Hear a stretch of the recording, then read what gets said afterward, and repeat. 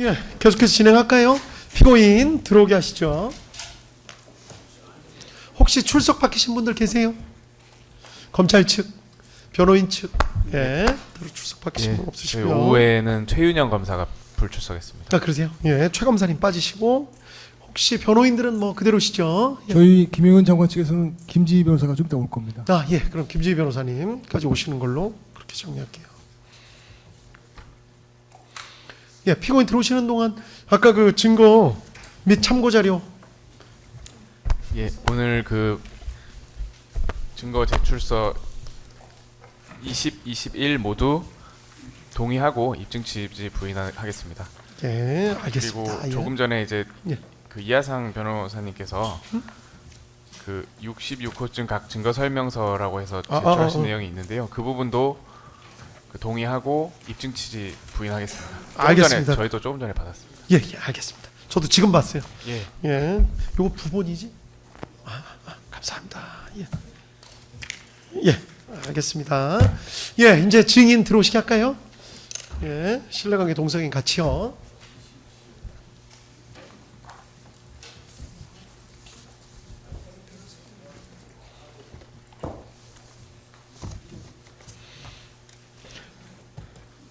예. 저 오전에 차분하게 말씀 잘 해주셔가지고 크게 도움이 많이 됐습니다. 오후에도 차분하게 답변하시면 됩니다. 알겠습니다. 아시겠죠? 그리고 중간에든 언제든 힘드시면 잠깐 좀 쉬었다 하자고 편하게 말씀하십시오. 편하게. 예. 아시겠죠? 예. 이경원 변호사님 아까 하신다고 그랬나요? 네. 예. 신문사항 다 받아보셨죠, 검사님들? 예, 준비되어 있으면 바로 시작할까요? 예, 증인 저 윤석열 피고인의 변호인입니다. 질문 좀 드리겠습니다. 증인은 1-2항까지는 생략하겠습니다. 2항입니다.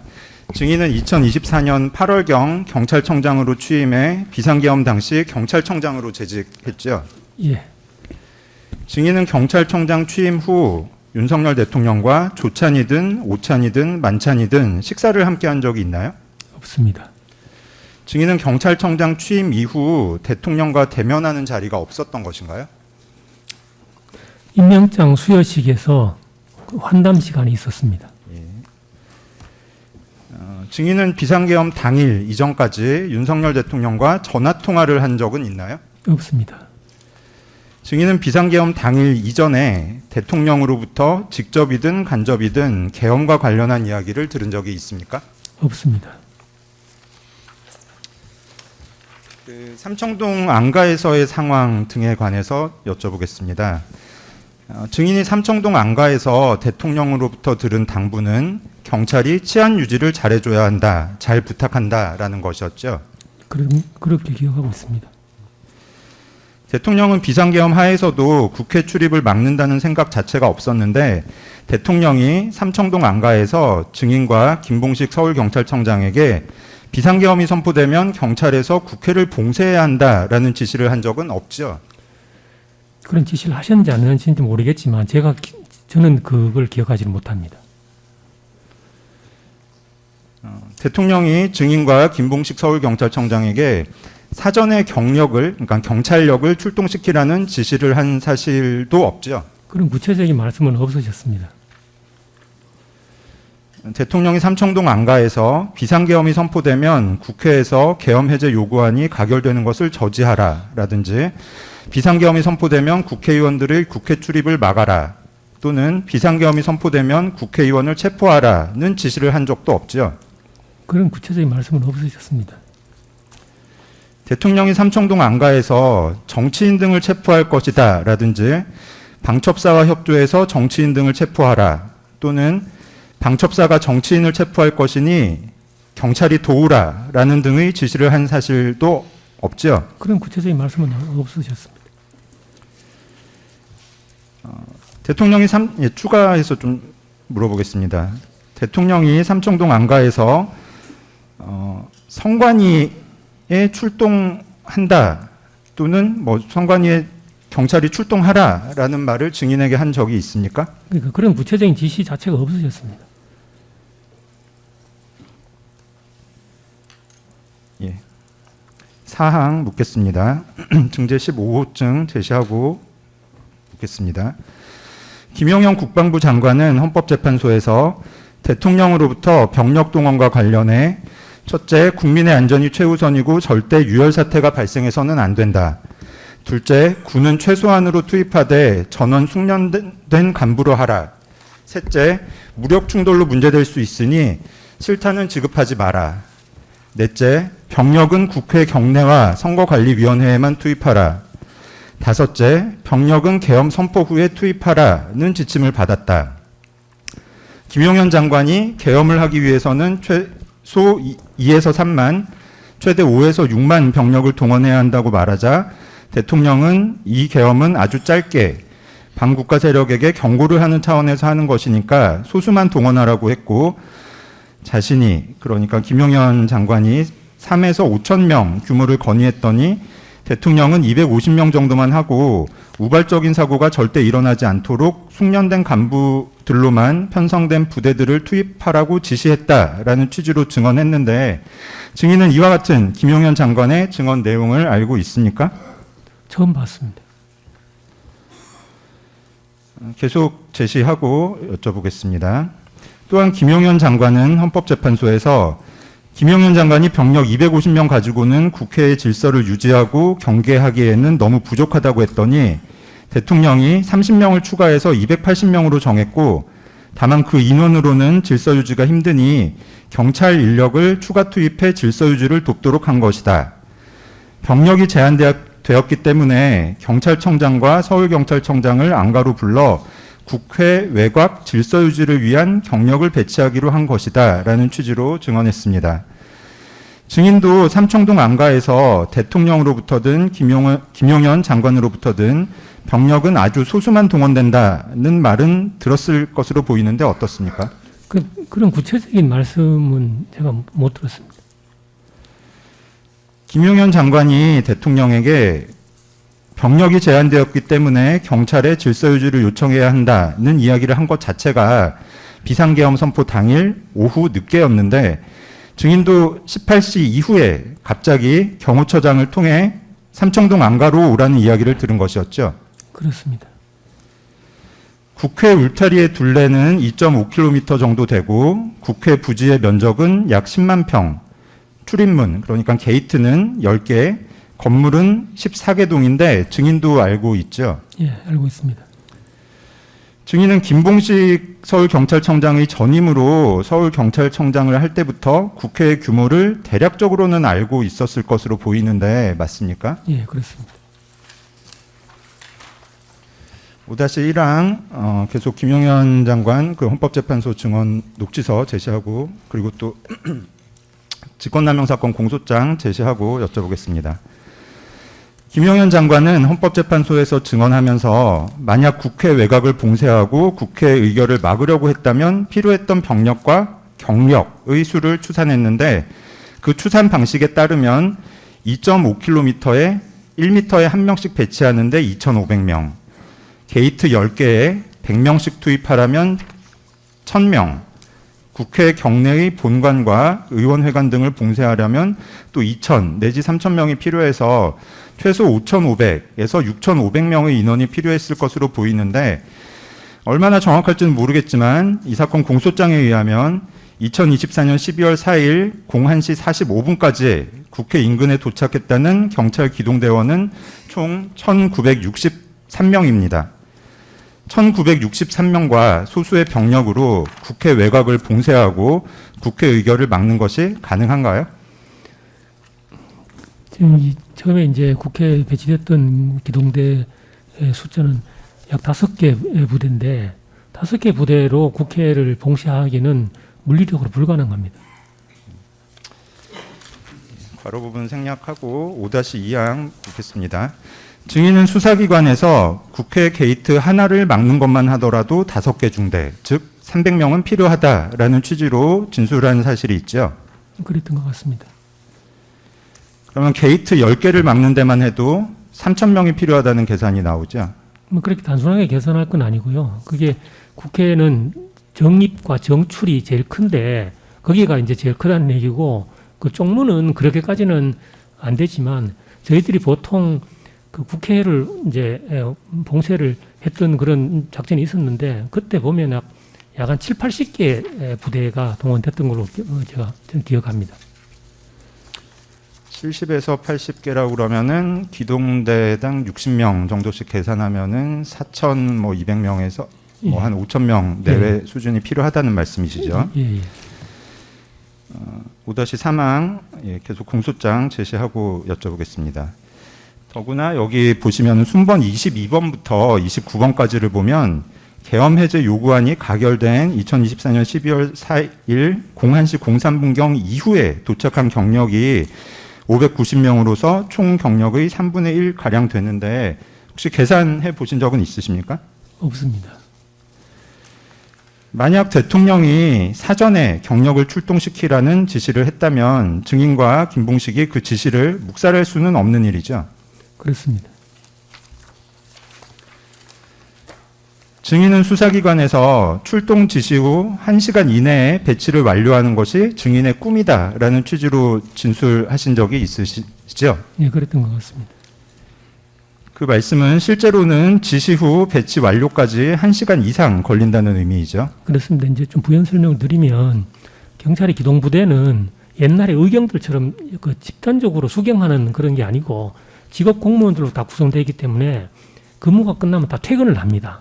그럼 퇴근을 하기 때문에 배치를 하려면 근무 중이지 않는 기동대를 배치를 하려면 직원들 전부 비상소집을 해가지고 그리고 부대에서 정비를 해서 나가야 되기 때문에 최소 3시간 이상 걸린다고 뭐 이해하시면 될 것 같습니다.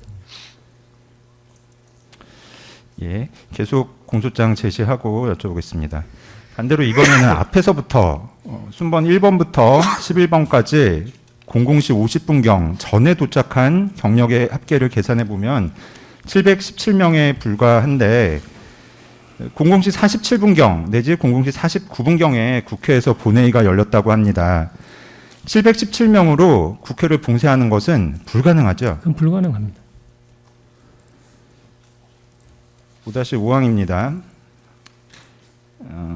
증제 27호증 그리고 직권남용 사건 공소장 제시하고 여쭤보겠습니다.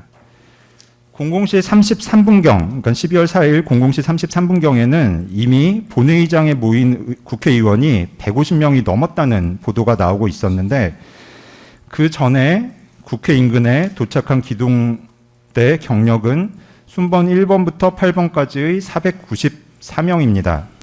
494명은 국회의 주요 게이트도, 그러니까 증인이 말씀하시는 그러니까 주요 게이트가 있고 뭐 쪽문 같은 것도 있다고 했을 때 그 주요 게이트도 막을 수 없는 숫자이죠. 예, 그게 저 정도로는 전체적으로는 좀 많이 부족합니다. 6항 그 괄호 부분도 포함해서 여쭤보겠습니다. 지난 기일 특검 주신문의 주요 질문도 증인의 진술이 관련자들의 진술에 배치되고 객관적 상황에 비추어 보면 납득하기 어렵다는 취지로 이해되고 지난 기일과 오늘 윤승영 피고인 측의 질문도 같은 취지로 보이는데 증인은 뭐 그럼에도 불구하고 증인의 기억이 맞다고 증언을 계속하고 계시는 거죠. 하여튼 뭐 저는 사실 그대로 말씀드렸습니다. 증인이 수사기관에서 조사받을 때도 조사의 주요 내용은 증인의 진술이 다른 사람들의 진술과 다르다는 지적이었죠. 구체적인 뭐 조사 내용은 기억 안 나지만 하여튼 그 부분에 대해서 계속 뭐 여러 부분에 대해서 계속 추궁을 받았던 것은 분명합니다. 6-2항 증인은 경찰, 검찰, 특검에서 조사받으면서 일반인의 상식에 따르면 증인의 진술은 이해가 되지 않는다. 증인의 진술은 객관적 자료와 일치하지 않는데 어떻게 생각하나? 증인의 진술은 선뜻 이해하기 어렵다. 다른 사람의 진술이 상식에 부합한다. 증인의 설명을 납득하기 어렵다는 지적을 계속해서 받았는데 기억하십니까? 구체적으로 어떤 걸 말씀하시는지 잘 모르겠습니다. 그러시면은 예, 제시 좀 하고 여쭤보겠습니다. 그 증인에 대한 뭐 사경 3회 피신 조서, 증인에 대한 검찰 2회 피신 조서, 증인에 대한 검찰 7회 피신 조서, 증인에 대한 검찰 10회 피신조서, 그리고 증인에 대한 특검 진술조서 각각 제시하고 여쭤보겠습니다. 일단 여기 보시면은 일반인의 상식에 따를 때 대통령이 준 문건의 내용을 정확하게 읽어보지 않았다는 것은 이해가 되지 않습니다. 문건의 내용에 대하여 정확하게 읽어본 것은 아닌가요? 라는 질문이 있고, 다음으로 보면은 이런 그 출처 내역 등의 객관적 자료에 비추어 볼 때 증인이 진술한 것과 일치하지 않는 부분에 대해서 어떻게 생각하나요? 그리고 또 다음으로 보면은 뭐 문건을 찢어버렸다는 것은 일반인의 상식에서 이해가 되지 않는다고 생각하는데 어떻게 생각하나요? 그리고 또 뒤에 보시면은 뭐 해안부 장관이 걸어온 전화를 짧게 끊었다는 것은 납득하기 어렵다. 뭐 어떻냐? 그리고 뭐 마찬가지로 대통령 안가까지 불러서 나누어준 문건인데 제대로 읽어보지 않았다는 말은 선뜻 이해하기 어려운데 어떤가요? 뭐 또 증인이 계엄 선포가 안 될 것이라고 생각했다는 것은 납득하기 어렵습니다. 어떤가요? 예, 정도 예 여기까지 보시는데 이런 질문을 받으신 거는 사실이죠? 그런 뭐 그 질문이니까요. 예, 그럼 질문을 어떻게 하는 거는 그건 제가 어떻게 할 수 있는 그 부분이 아니지 않습니까? 근데 뭐 조사를 하시는 분도 증인의 진술을 쉽게 믿을 수 없으니까 이러한 진술을 하셨을 것으로 보이는데 어쨌든 증인은 이렇게 질문을 받으셨던 것은 맞죠? 예.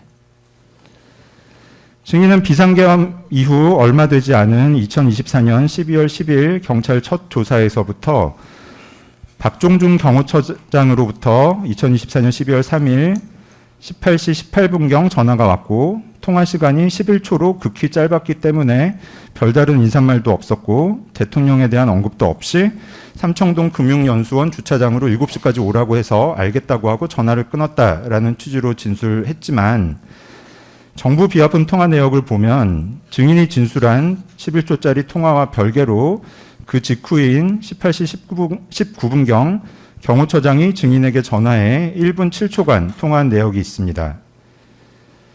증인은 박종준 경호처장과 2번 통화가 있었다는 사실을 숨기기 위해 허위 진술을 한 것인가요? 아니면은 비상계엄으로부터 며칠 지나지 않았을 때임에도 불구하고 정부 비화폰으로 길게 통화한 별개의 통화가 있다는 기억이 안 났던 것인가요?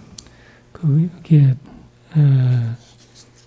어느 폰으로 통화를 했는지는 모르지만 박종준 처장님으로부터 제가 무슨 뭐 비상계엄 관련된 이야기를 들은 적도 없고 그냥 그 삼청동 금융연수원 주차장으로 7시까지 와라. 그리고 김봉식 서울청장도 올 거다. 이 정도 취지로 전화를 받았습니다. 그리고 그 뒤에 계엄이 발령되고 나서 또 한 번 비하폰인지 일반 폰인지 뭔지는 모르겠지만 박종준 처장님으로부터 이제 전화가 한 번 와서 아까 거기서 내가 불러서 갔는데 나도 그때까지는 비상계엄이 선포된다는 사실을 모르고 있었다. 이런 취지로 이제 말씀을 하셨던 기억이 있습니다. 제가 여쭤보는 거는 비상계엄에 대한 부분이 아니고 박종준 경호처장으로부터 증인이 전화를 받았을 때 박종준 경호처장이 대통령에 대한 언급도 없었다라고 증인이 진술한 부분을 여쭤보는 것이거든요. 대통령님에 대해서는 이야기가 없었던 것은 분명합니다. 그런데 경호처장이 그렇게 오라 하면 당연히 대통령을 이제 뵙는 걸로 생각을 하죠. 만약에 경호처장과 만나기로 했으면 그냥 만나서 저녁이나 먹자 이렇게 했을 텐데 그냥 거기로 와라. 김봉식 서울청장도 올 거다라는 말은 대통령님의 뜻을 경호처장이 전달하는 걸로 저는 이해를 했습니다. 증인은 2024년 12월 10일 경찰 제1회 조사에서 경호처장과의 통화에서 대통령에 대한 언급은 전혀 없었다. 경호처장으로부터 대통령과 국방부 장관을 만나게 된다는 것을 미리 이야기 듣지 않았고 전혀 몰랐다라는 취지로 진술했죠. 그러니까 어떻게 그 진술을 했는지는 모르겠지만 그 제가 말씀드린 그 상황을 제가 설명을 한 겁니다. 그랬던 증인은 2024년 12월 19일 경찰 제3회 조사에서 박종준 경호처장의 증인에게 전화했을 때 대통령께서 찾으신다고 이야기했다는 취지의 진술 및 김봉식 서울경찰청장의 경호처장으로부터 대통령을 만난다는 사실을 미리 고지받았다는 취지의 진술을 고지받고서 제시하고 물어보겠습니다. 그 증인에 대한 사경 3회 피신조서 제시하고 여쭤보겠습니다. 다시 여쭤보겠습니다. 이런 진술을 고지받고서 대통령님을 만난다는 이야기는 미리 경호처장으로부터 들어서 알고 있었습니다라고 진술했다가 다시금 들은 것은 아니고 대통령을 만날 수 있다는 것을 짐작하고 갔습니다라고 수기로 기재했는데 무엇이 사실입니까? 조서를 보시면 제가 한 이야기가 아닌 내용이 적혀 있어서 제가 한 내용으로 수정한 겁니다. 제가 이런 말을 했다 저렇게 진술을 번복한 것이 아니고 제가 진술할 때는 이렇게 이야기를 했는데 조서에 다른 내용으로 기재되어 있어서 내가 이렇게 이야기했다. 그러면 그렇게 수정을 하시라. 그래가지고 수정을 했던 겁니다. 저게. 그러니까 증인이 말씀하시는 거는 뭐 증인이 그 경호처장으로부터 대통령을 만난다는 이야기를 들어서 알고 있었다라는 취지로 진술을 한 것이 아니었는데 그렇게 적혀 있어가지고 수정을 하셨다. 그러니까 대통령을 만날 수 있다는 것을 짐작만 하고 간 것이다라는 취지로 수정을 하신 거라는 말씀이시죠? 그렇습니다. 예. 박종준 경호처장이 김봉식 서울경찰청장에게만 대통령께서 찾으신다는 이야기를 하고 증인에게는 하지 않을 이유가 있습니까? 그거는 제가 잘 모릅니다. 저는 제가 뭐 대통령을 만난다는 생각을 안 하고 갔으면 모르지만 당연히 대통령님을 뵌다는 생각으로 갔기 때문에 저는 그것이 뭐 저한테 직접적으로 이야기를 하지 않았을 뿐이지 같은 내용이지 않습니까?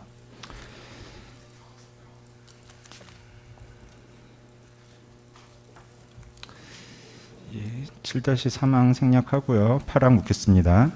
증인이 삼청동 안가에서 있었던 시간은 얼마나 되는 것으로 기억합니까? 한 10분 정도 뭐 안팎으로 저는 기억합니다. 8-1항 묻겠습니다.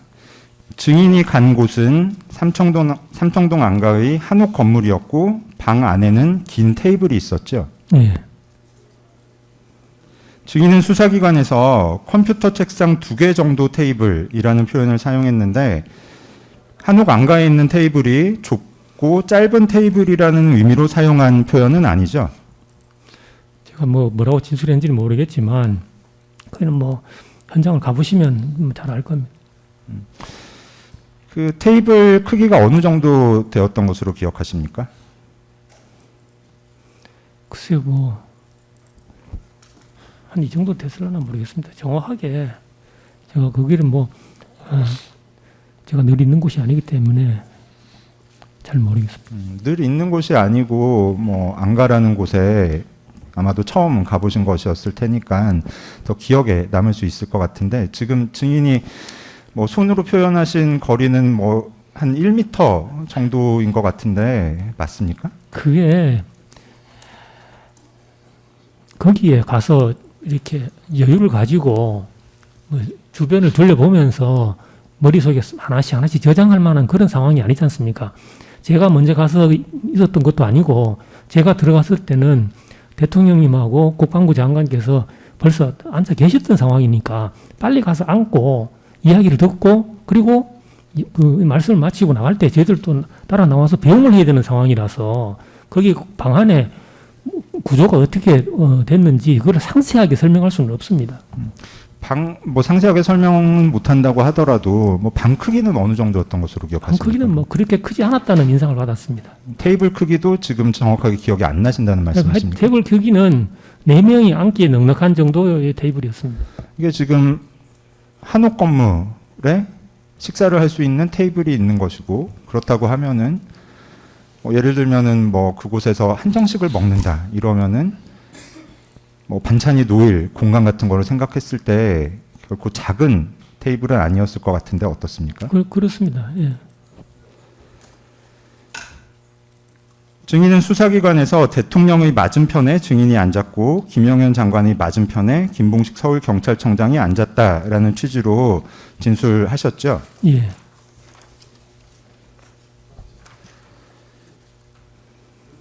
대통령은 대통령 기준으로 오른쪽 테이블에 김용현 장관이 앉았던 것으로 기억하는데 증인의 기억도 그렇습니까? 그렇습니다. 예. 증인의 기억에 당시 대통령은 증인과 김봉식 서울경찰청장에게 그 후 발표한 담화문 내용과 비슷한 이야기를 했고 포고령과 관련된 내용은 이야기하지 않았죠. 그렇습니다. 대통령은 삼청동 안가에서 포고령이라는 단어 자체도 언급하지 않았죠. 저는 포고령이라는 말을 그때는 못 들었습니다. 대통령은 김용현 장관과 증인 및 김봉식 서울경찰청장이 대통령을 기준으로 테이블 오른쪽 끝에서 잠시 따로 이야기하는 시간이 있었던 것으로 기억하고 있는데 증인의 기억은 어떻습니까? 아, 죄송합니다. 제가 못 들었습니다. 다시 한번. 예, 대통령은 김용현 장관과 증인 그리고 김봉식 서울경찰청장이 대통령을 기준으로 테이블 오른쪽 끝에서 잠시 이야기하는 시간이 있었던 것으로 기억하고 있는데 증인의 기억은 어떻습니까? 글쎄, 그거는 다 같이 이렇게 이야기한 건 아니고요.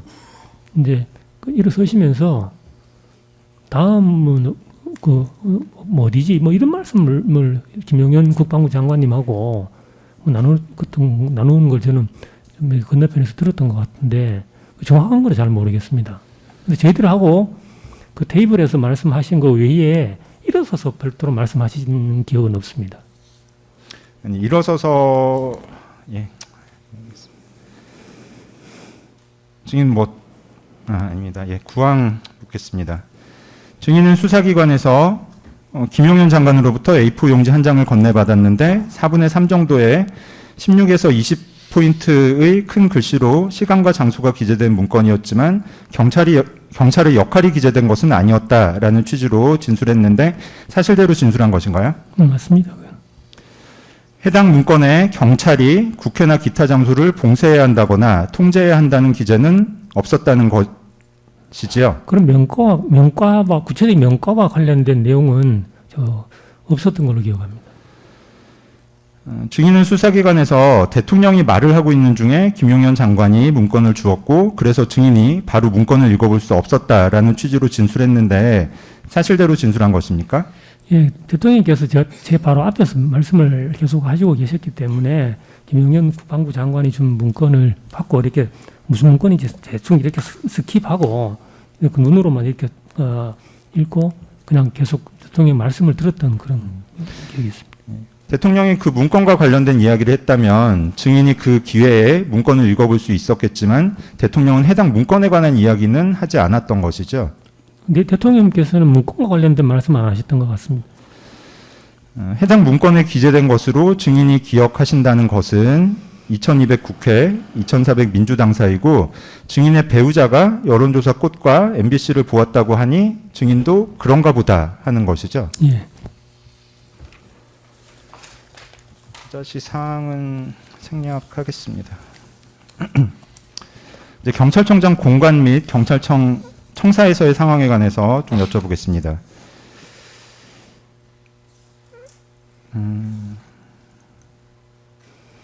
이거 시팡 아까 나온 질문이라 생략하겠습니다.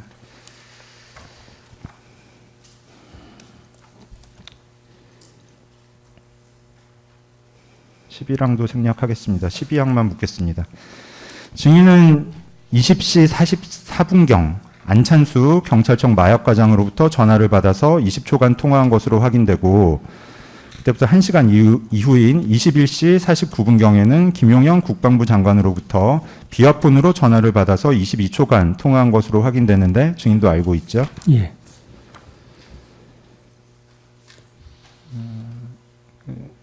증인은 경찰에서는 21시경 안찬수 마약과장으로부터 12월 4일 예정된 마약 관리에 관한 회의 자료가 다 정리되었다는 연락을 받고 수행기사를 통해 관용 차량을 타고 경찰청 청사로 갔다라는 취지로 진술했고 검찰에서는 22시경 김용현 장관의 전화를 받고 그참에 사무실로 나가야겠다고 생각을 한 것이다라는 취지로 진술했는데 어떤 것이 맞습니까? 뒤에 거는 제가 그렇게 진술한 기억이 없는데요. 제시하고 여쭤보겠습니다. 증인에 대한 그 검찰 3회 피의자 신문조서 기록 7234면 제시하고 여쭤보겠습니다. 여기 보시면은 밑줄 쳐진 부분에 증인이 김용현 장관의 전화를 받았는데 아무래도 장관급이라 신경을 써서 전화를 받았고 그참에 사무실로 나가야겠다고 생각을 한 것입니다. 라고 진술을 하신 것이 확인되죠. 저거는 뭐냐면 김용현 장관님의 전화를 받고 제가 출근했다는 게 아니고 어차피 저기가 지금 김용현 장관님 전화가 걸려온 게 거의 10시가 다 됐을 텐데 그 전에 벌써 제가 출근할 테니까 제가 출근하려면 차가 공간으로 와야 됩니다. 그 10시까지 차 오라 하고 벌써 이야기를 다 해놓은 상태였습니다. 저때 전화해가지고 차가 10시까지 거의 못 옵니다. 그렇기 때문에 제가 그 전에 차가 자료가 다 됐으니 10시까지 10시까지 차를 공간으로 대기시켜라 지시를 한 뒤에 김용현 장관님 전화를 받았기 때문에 저는 선후 관계가 저렇게 연결시킬 수 없습니다. 지금 그러면 김용현 장관으로부터 21시 49분경 받은 전화의 통화 내용은 어떤 것이었습니까? 비상계엄이 늦어질 것 같다 이런 취지로 전화를 받았던 기억이 있습니다. 이때 증인이 김용현 장관으로부터 15명 내외의 명단을 들었다거나 한동훈이라는 사람의 이름을 들었던 것은 아니죠? 전혀 아닙니다. 비상계엄 선포 이후의 상황에 관해서 좀 여쭤보겠습니다. 14항입니다. 증인은 22시 31분경 김봉식 서울경찰청장으로부터 전화를 받아서 23초간 통화한 것으로 확인되는데 김봉식 서울경찰청장은 경찰 및 이 법정에서 이 통화에서 증인에게 비상계엄이 선포되었으니까 국회 주변에 경력을 배치하겠다는 취지의 보고를 했던 것으로 기억한다라는 취지로 진술했습니다. 증인은 이 통화와 관련해 경찰에서 진짜 하네요. 국회나 대통령실 경비 강화해야 하지 않을까요? 정도로 이야기했던 것 같다라고 진술하셨고 검찰에서는 김봉식이 비상계엄과 관련된 보고를 했던 기억은 없다라는 취지로 진술했다가 증인에게 경력 배치를 하겠다고 보고했다는 취지의 김봉식의 진술을 듣고 나서는 증인이 그랬을 수는 있습니다라고 진술하셨는데 기억하십니까? 그 진술 내용을 다 기억은 못하지만 그 시간에 김봉식 청장님이 저한테 그렇게 보고를 했으면 그게 맞을 거라는 취지로 제가 이야기를 했던 겁니다. 증인은 22시 30분에서 22시 40분경 여인영 방첩사령관으로부터 텔레그램 전화를 받아 안보수사요원 100명 지원 요청을 받고 선거관리위원회 3곳에 계엄군이 진입할 예정이라는 통보를 받고 정치인 명단 15명 정도를 체포할 것인데 경찰에서 위치를 확인해달라는 요청을 받았다는 취지로 진술하고 있죠. 예. 증인은 지난길 이 법정에서 여인영에게 위치 확인과 관련한 절차를 설명한 기억이 있다라는 취지로 증언하셨는데 기억하십니까? 상세하게 설명한 게 아니고 그거는 위치 추적이 어렵다는 이야기를 제가 이야기를 했는데 잘 안 들으시는 것 같아서 더 이상 이야기는 안 했습니다. 그럼 증인이 여인영 방첩사령관에게 설명한 내용은 어떤 것이었습니까?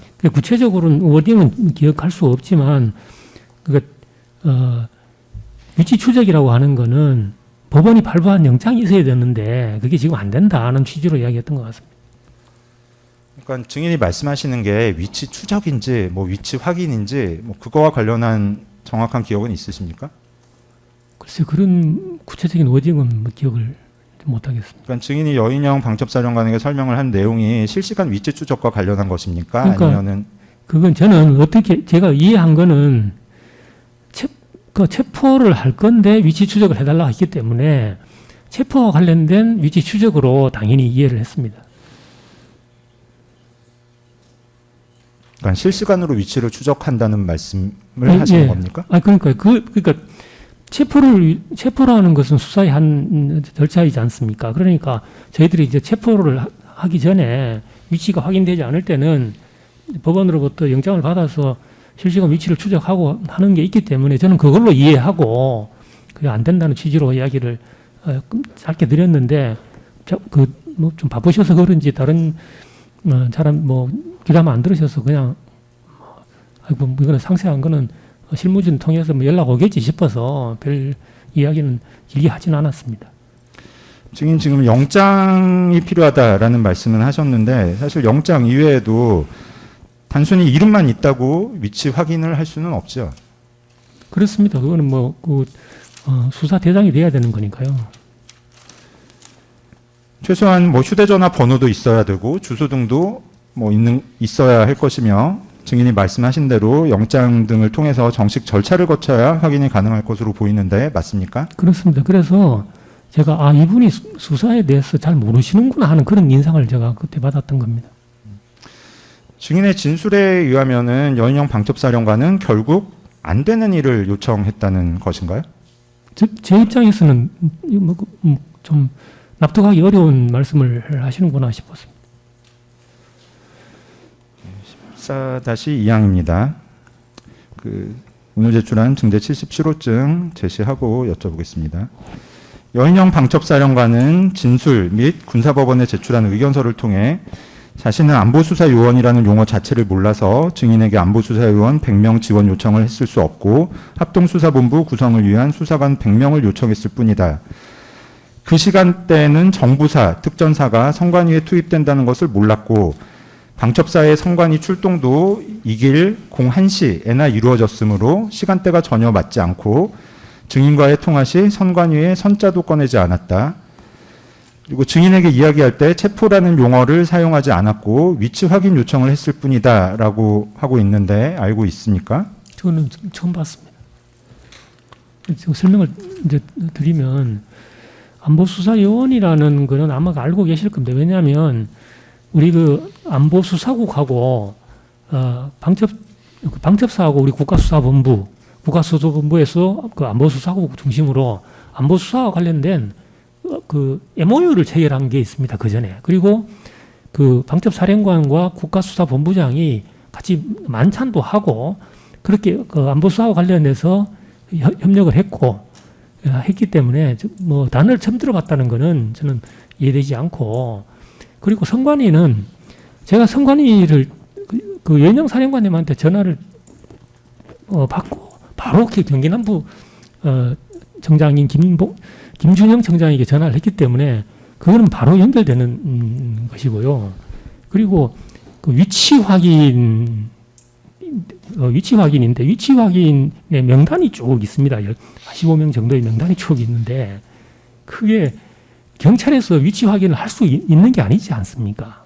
경찰에서 위치 확인을 할 수 있는 방법은 수사와 관련돼서 체포와 관련돼서 뭐 이렇게 하는 건데 체포라는 표현은 그러니까 체포 그 단어를 썼느냐 안 썼느냐 지금 이렇게 추궁하시면 제가 진짜 좀 헷갈리는데 그건 어쨌거나 15명 명단이 저한테 불러줬고 그 부분들의 위치 확인을 요청했다는 거는 당연히 체포를 전제로 하는 거라고 저는 이해했습니다. 마지막에 증언하신 내용부터 살펴보면 증인은 어쨌든 지금 15명 명단을 불러준 거는 체포를 전제로 한 것으로 증인이 이해했다라고 진술을 하셨고 또 그 앞에 말씀하신 거는 또 저희도 거기에 오히려 주목하고 있는 부분인데 지금 증인은 안보수사요원이라는 말이 나왔던 것으로 뭐 기억하는 것에 좀 보강하는 내용으로 지금 국수본과 방첩사 사이의 MOU를 말씀을 하고 계시는데 증인이 MOU를 기억해서 그렇게 말씀을 하신 겁니까? 아니면 지금 특검이 지금 그 MOU에 주목을 하기 때문에 증인이 그렇게 말씀을 하신 것입니까? MOU는 작년에 비상계엄 이전에 10월달 국정감사 때도 그게 문제가 됐던 사안입니다. 그러니까 제가 국정감사를 받으면서 그와 관련된 답변도 하고 준비도 했기 때문에 그 내용을 제가 알고 있었던 겁니다. 증인은 경찰에서 안보수사요원 100명 지원과 정치인 체포 협조 요구는 황당하기도 하고 요건도 되지 않는다고 판단해서 바로 거절했던 것으로 기억한다라는 취지로 진술을 했고 검찰 제2회 조사에서는 증인은 우리가 할 수 없는 일이라고 하였습니다라고 진술하기도 했다가 검찰 제10회 조사에서는 명시적으로 거절은 안 했다. 안 됩니다 해야 거절하는 것인데 그렇게는 안 했다라는 취지로 진술했는데 어떤 것이 맞습니까? 제가 아까 말씀드렸지 않습니까? 제가 위치 추적이 되는 게 아니라 바로 되는 게 아니다라는 그 취지로 이야기를 했는데 그거에 대해서 뭐 이렇게 바로 반응이 오거나 뭐 토론이 이어졌으면 뭐 문제가 다른데 뭐 미담아 듣지 않으시는 것 같아서 실무적으로 연락 오면 따져보면 된다는 생각으로 더 이상 이야기를 안 했던 겁니다. 그리고 제가 그거를 필요하면 실무진을 불러가지고 그걸 지시를 했을 텐데 그 지시를 하지 않았던 거는 뭐냐면 이거는 바로 실행을 해야 될 내용이 아니기 때문에 그리고 뭐 연락이 오면 따져보고 하면 되는 내용이라서 바로 지시를 안 했던 겁니다. 좀 다시 쉽게 여쭤볼게요. 그 증인 여인영 방첩사령관에게 명시적으로 거절을 했습니까? 안 했습니까? 어렵다는 취지로 이야기를 했는데 안 늘어서 더 이상 얘기를 안 한 겁니다. 안 해주겠다는 게 아니라 그러니까 이거는 실무적으로 따져가지고 뭐 되면 해주고 안 되면 못 해주면 되는 거니까 지금 제가 그 자리에서 결정을 해야 되는 내용이 아니라고 저는 판단을 했던 겁니다.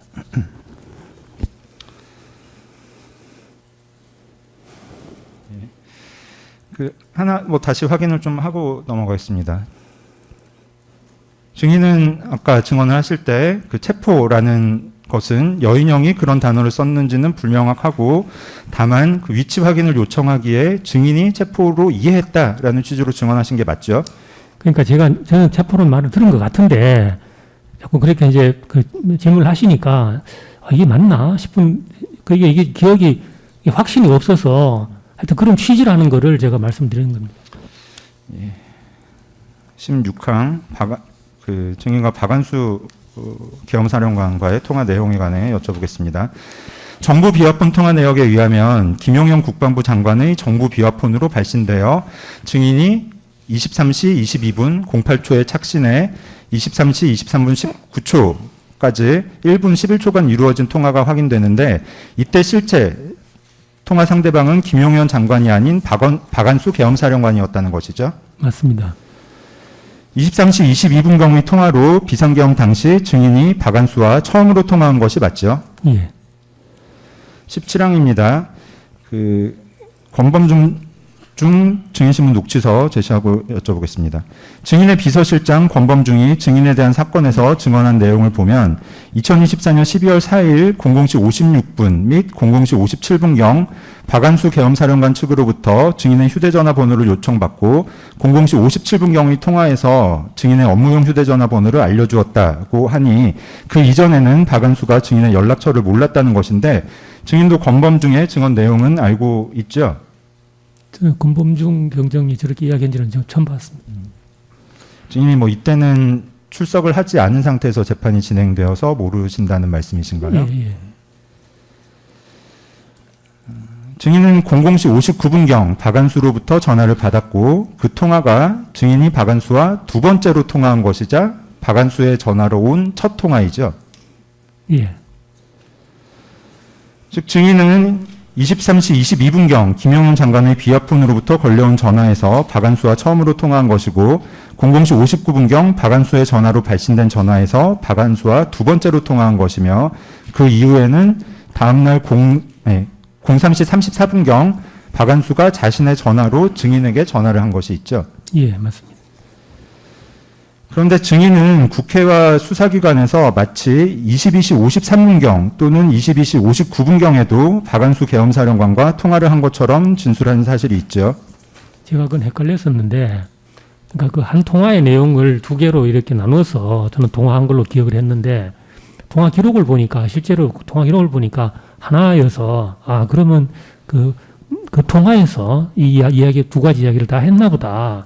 이제 그렇게 저는 생각을 했습니다.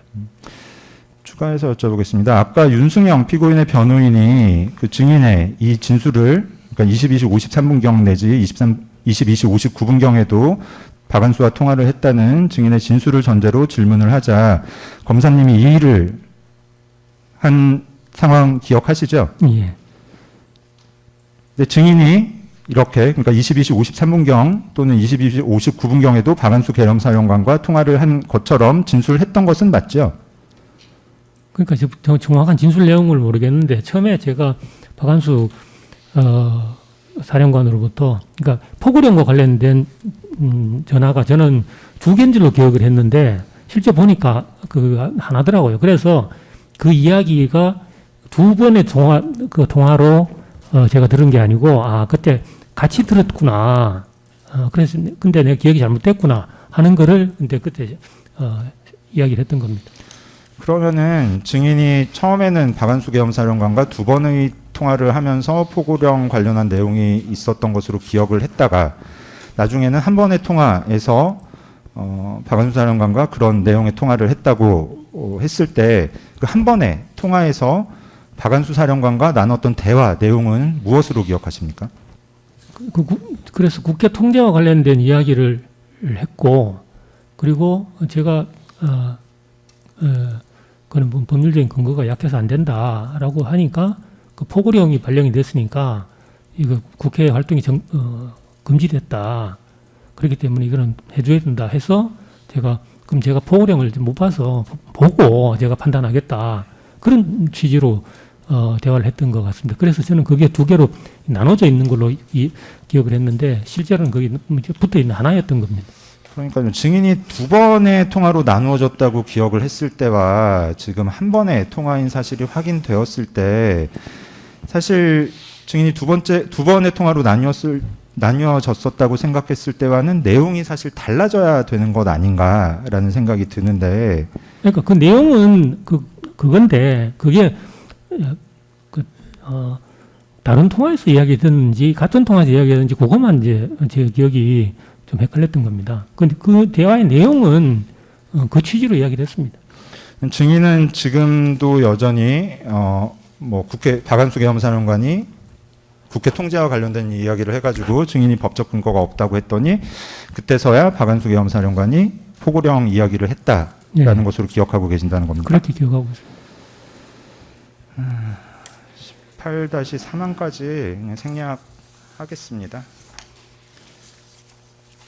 19항 여쭤보겠습니다. 박한수 계엄사령관은 수사기관 및 이 법정에서 참모들에게 포고령 공포를 지시한 직후 23시 17분경 대통령으로부터 전화를 받았고 대통령이 포고령이 하달되었는지를 묻자 자신은 하달되었습니다 라고 대답하니 대통령이 증인에게 알려주라고 해서 증인에게 전화를 하게 된 것이라고 진술하고 증언을 했는데 그렇기 때문에 박한수는 23시 22분경 증인에게 포고령이 하달되었다고 이야기한 것이지 포고령이 하달 또는 선포될 것이다 라고 이야기할 수는 없는 상황인데 알고 계십니까? 제가 그거를 포고령이 하달될 거다 또는 발령되었다 구체적인 워딩 그 기억을 못 하는데 포고령이 뭐 될 건지 됐는지는 모르겠지만 포고령이 그 발령이 돼서 이제 국회 활동이 금지됐으니까 들어가는 것은 불법이니까 통제를 해라 이런 취지로 이야기를 했고 제가 그래서 포고령을 확인해 보겠다라고 했던 겁니다. 19-1항입니다. 박한수는 증인에게 포고령이 하달되었다는 사실을 알리고 김용현 장관이 이야기한 경력 증언 요청 내용을 전달했지 증인에게 국회 통제와 관련된 이야기를 한 사실 자체가 없다고 진술하고 증언했는데 증인은 뭐 이거와는 다르게 기억하신다는 겁니까?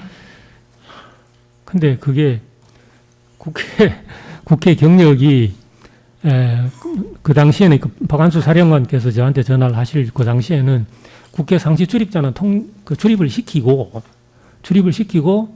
이제 그 집단적으로 국회 진입하는 거를 이제 막고 우발 사태 대비하고 있는 그런 상황인데 그럼 포고령과 그 말씀을 안 하셨다면 포고령과 관련해 가지고 저한테 알려주실 이유가 없지 않습니까?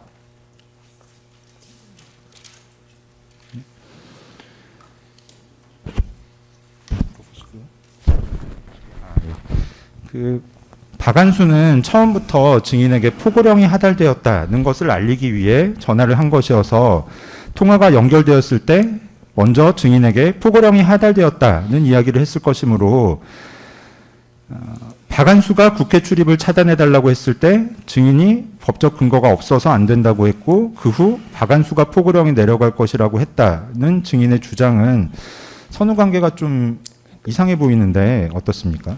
포고령이 발령이 됐다는 이야기를 구체적으로 그러니까 과거 완료형으로 했는지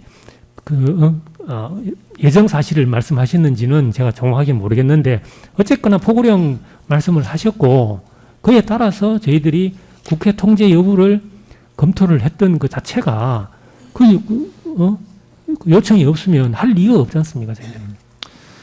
증인 뭐 지금도 결국에는 그런 취지로 말씀을 하시는 것 같은데 증인 오늘 오전에 증언하시면서 박안수 계엄사령관으로부터 포고령 관련한 이야기를 들은 것은 기억하는데 국회 통제 관련한 이야기를 들은 것은 포고령 이야기를 했기 때문에 하게 된 증인의 추측이다라는 취지로 증언하셨는데 맞습니까? 그러니까 그거를 그렇게 그러니까 그 단어 하나하나만 보지 마시고요.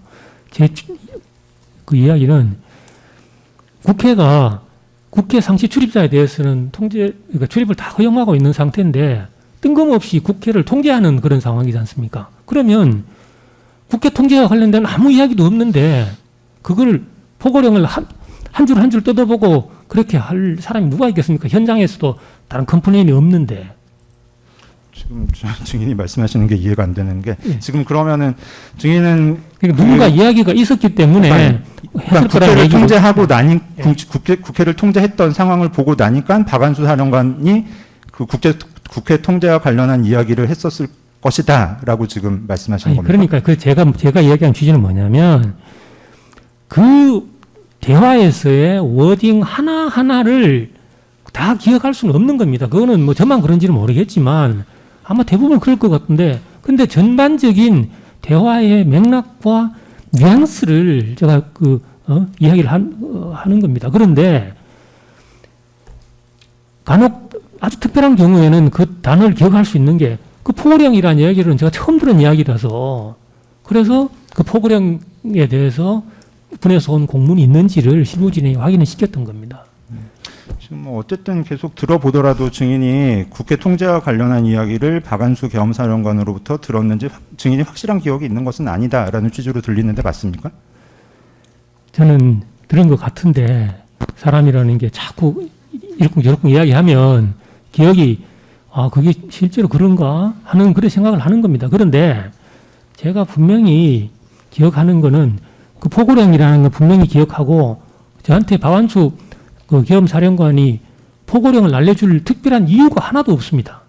그리고 제가 현재 아무 문제 없이 관리되고 있는 국회 상황에서 갑자기 포고령의 한 조문을 가지고 저 혼자 자가 발전할 아무런 이유가 없는 겁니다. 그렇기 때문에 맥락상 그런 이야기를 제 기억과 일치하는 이야기를 하는 겁니다. 그런데 분명히 그 이야기를 들었냐고 단어를 지목해서 말씀을 하시면 그 단어를 어떻게 기억할 수는 없다 하는 취지로 말씀드리는 겁니다. 지금 윤갑근 변호사입니다. 당시 지금 박안수 계엄사령관과 통화를 했을 때 포고령 얘기는 분명히 들었다는 것이죠. 네. 증인이 지금까지 진술했던 부분 중에서 박안수 계엄사령관이 국회 마이크 조금만 더 가까이 출입을 차단해 달라고 했을 때 증인이 법적 근거가 없어서는 안 된다는 취지로 말한 것은 분명합니까? 그렇습니다. 왜냐하면 그 앞에 김봉식 서울청장으로부터 그런 보고를 받고 제가 그렇게 판단을 해주었던 사항이 있습니다. 국회 상시 출입자에 대해서는 우리가 출입을 통제할 법적인 근거가 없다. 그러면 출입시키십시오. 라고 했기 때문에 그 뒤에 통제가 되는 상황은 당연히 그런 이야기가 있고 그래서 그런 이야기 있고 그래서 이제 포고령 이야기가 이제 나왔던 겁니다. 증인 지금 박안수 계엄사령관과 통화한 게 23시 22분경인데 그 이후에 다시 출입을 통제한 것이 포고령 때문입니까? 박안수 사령관의 요청 때문입니까?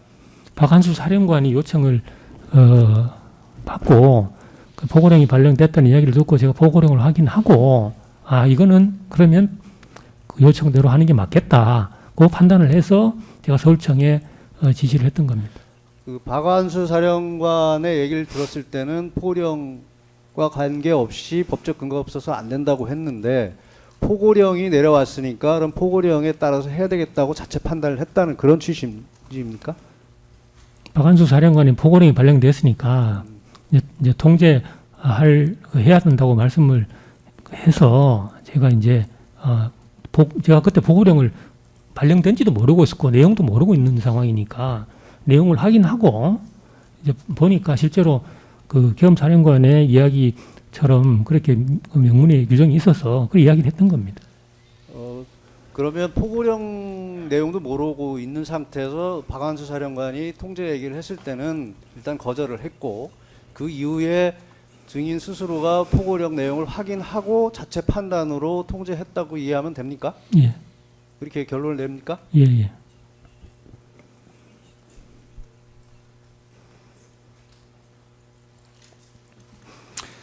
증인은 19-4항으로 넘어가겠습니다.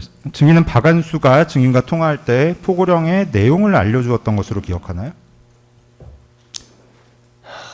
정확하게 기억을 못하는데 하여튼 그런 취지로 이야기해서 제가 그럼 포고령을 보고 제가 판단하겠다고 이제 말씀드렸습니다. 박한수는 이 법정에서 증인과 통화할 때는 포고령을 공고하라고 지시를 한 이후에 김용현 장관의 전화를 빌려 증인에게 통화를 하는 상황이었기 때문에 포고령 내용이 기재된 문건을 가지고 있지 않았다. 그리고 그 포고령 내용을 이야기할 상황도 아니었다라는 취지로 증언했는데 어떻습니까? 글쎄요, 하여튼 저는 그 부분에 대해서는 박 사령관님이 뭐라고 말씀하셨는지 잘 좀 모르겠습니다. 20항입니다. 증인의 업무용 휴대전화 통화 내역으로 박한수가 발신해 00시 59분 30초부터 27초간 박한수와 증인이 통화한 내역이 확인되는데 이때가 증인과 박한수 사이에 있었던 두 번째 통화가 맞죠? 예. 증인은 이때 무슨 내용으로 통화했는지 기억합니까? 제가 그거는 잘 기억 못합니다. 특별한 제가 기억할 만한 그런 내용은 없었던 걸로 없었지 싶어서 기억을 못할 가능성이 많습니다.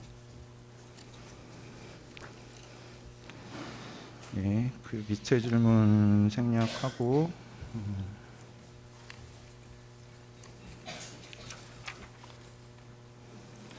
21항으로 넘어가겠습니다.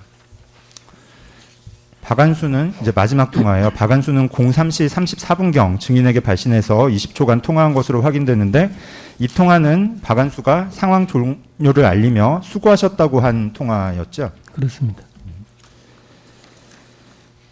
김봉식 서울경찰청장과의 통화 여건에 대해서 좀 여쭤보겠습니다. 증인 사경 1회 피신조서 제시하고 여쭤보겠습니다. 증인은 22시 45분경 김봉식 서울경찰청장에게 발신해서 50초간 한 통화와 관련해 경찰 제1회 조사에서 김봉식에게 전화하여 필요한 조치를 취하라고 했다. 비상계엄이 선포된 직후 필요한 조치에 대해서 구체적으로 지시를 하는 것은 어려웠다. 서울청장에게 필요한 조치를 취하라고 하면 적절한 조치를 취할 것으로 생각했다라는 취지로 진술하면서 국회에 대한 통제와 같이 구체적인 언급은 전혀 없었다. 국회에 대한 통제는 계엄사령관의 요구를 받고 검토했던 것이다 라고 진술했죠. 예, 그렇습니다.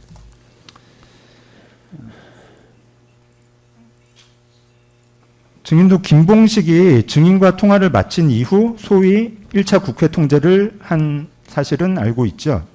예.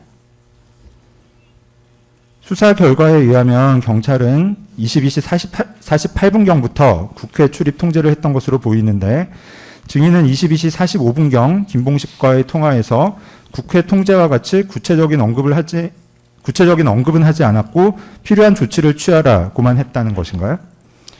근데 그 지금 구체적으로 어떤 대화를 했는지 솔직히 참 기억하기 어렵습니다. 그게 통화가 딱 한 통화에 있는 것도 아니고, 예, 실제로 전체적인 어떤 취지를 저렇게 진술했을 가능성이 많고, 그 구체적으로 어떤 내용인지는 참 기억하기 어렵습니다. 네, 좋습니다. 그러면은 증인도 그 소위 1차 국회 통제 조치는 경찰이 치안 유지, 질서 유지를 위한 당연한 판단에 따라서 하게 된 조치로 판단하고 있죠. 그렇습니다. 그거는 뭐 저희들이 아주 기본적인 프로토콜입니다.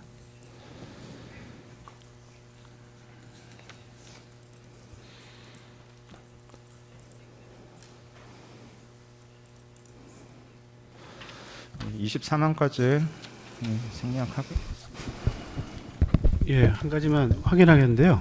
위안수 변호사입니다. 증인, 그 계엄에 동원된 그 병력과 그 기관은 군과 경찰이잖아요.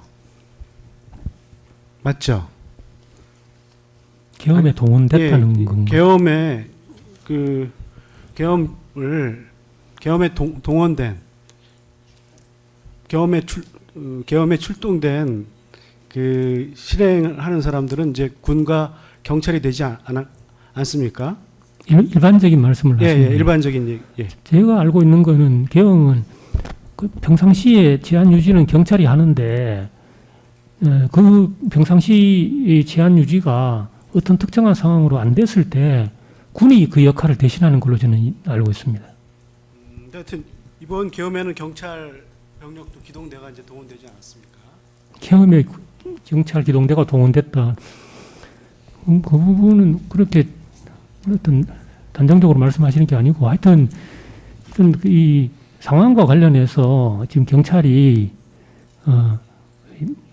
있는 거지 무슨 계엄에 동원되는 게 군과 경찰이고 뭐 이렇게 그렇게 단정적으로 말씀하시는 거에는 동의하기가 쉽지 않습니다. 나중에 다시 확인했으면 좋겠습니다. 증인이 이제 뭐 윤승영 수사기획조정관이나 임정주 경비국장과 진술이 많이 충돌되는 부분은 지금 오늘 오전에 다 뭐 기일회 중고조사 과정에서 좀 뭐 확인이 된 내용이라 생략하고 28항으로 바로 넘어가겠습니다. 증인과 이제 대통령과의 통화 내용에 관해서 좀 여쭤보겠습니다. 28항입니다. 그 공소장 제시하고 여쭤보겠습니다. 먼저 정리를 좀 하고 들어가면 이 사건 공소장에 의하면 경찰은 비상계엄이 선포된 이후 2024년 12월 3일 22시 48분부터 23시 06분경까지 18분 동안 국회의원을 포함한 모든 민간인의 국회 출입을 전면 금지하였다고 되어 있는데 이것은 대통령으로부터의 지시와 무관한 경찰의 안전조치가 맞죠? 지금 대통령님 그런 말씀하시진 않았습니다. 시간상으로도 단지 18분에 불과한데 어쨌든 바로 상황을 판단해서 임시 조치를 한 성격이었다고 보면 됩니까? 그러니까 저 때는 비상계엄이라는 사태가 아주 그냥 초유의 사태이기 때문에 저도 그렇고 김봉희 청장도 그렇고 국장들도 그렇고 현장 지휘관들도 그렇고 이게 뭐 어떻게 해야 되는지 다들 모르고 있을 때입니다. 그 모르고 있으니까 우리가 그냥 평상시에 하던 대로 일단은 했는데 그 조치가 첫 조치로 이해하시면 될 것 같습니다. 28-1항 공소장 제시하고 여쭤보겠습니다. 이 사건 공소장에 의하면 국회 출입을 통제한 때부터 18분 만인 23시 07분경 국회의원 등의 출입을 다시 허용했다고 하는데 증인이 22시 59분경 김봉식으로부터 국회의원 등의 출입을 허용하겠다는 보고를 받은 것은 맞죠? 네, 맞습니다. 김성록 증인신문 녹취서 제시하고 여쭤보겠습니다. 김성록 국회경비대 의장 경호대장은 증인에 대한 사건 법정에서 자신이 우원식 국회의장이 월담하는 사진을 찍었고 촬영 시각이 22시 58분경이었다. 국회 산문에서 사문 쪽으로 이동하던 중 갑자기 우원식 국회의장이 여기서 내려야 되겠다고 하고는 넘기 좋은 곳에서 담을 넘었다라는 취지로 증언했습니다. 그 객관적인 국회 출입 허브 허용과 뭐 막는 것 상황에 의하면 우원식 국회의장은 경찰이 임시조치로 국회 출입을 막은 상태에서 조금만 기다렸으면 정상적으로 국회에 들어갈 수 있었을 것임에도 당을 넘어간 것으로 보이는데 어떻습니까? 그 내용은 지금 제가 잘 모릅니다. 28-2항 공소장 제시하고 여쭤보겠습니다. 이 사건 공소장에 의하면 23시 37분경 서울경찰청 경비지휘 무전망을 통해 국회의원을 포함한 국회 출입 통제가 하달되었다고 하면서 증인이 23시 36분경 김봉식에게 지시를 한 것이라고 되어 있는데 증인이 지시한 것이 맞습니까? 예, 제가 지시했습니다. 영상하고 뭐그 보도 몇 건 재생하고 제시하면서 여쭤보겠습니다. 일단 국회 본관 정문 CCTV의 23시 59분 47초경부터 00시 00분 00초경까지의 영상입니다. 여기 휠체어 타고 들어오는 분 보이시죠? 예, 여쭤보겠습니다. 국회 본관 정문 CCTV의 23시 59분 47초경부터 00시 00분 00초까지의 영상을 보면 김희정 의원이 휠체어를 타고 국회 본관 정문으로 들어가는 장면이 확인되고 김희정 의원은 한 방송에서 긴박하고 정말로 그랬다면 오히려 월담이 가능했겠습니까? 저도 그날 휠체어를 타고 있었거든요. 그런데 일단 국회에는 진입을 할 수 있었습니다.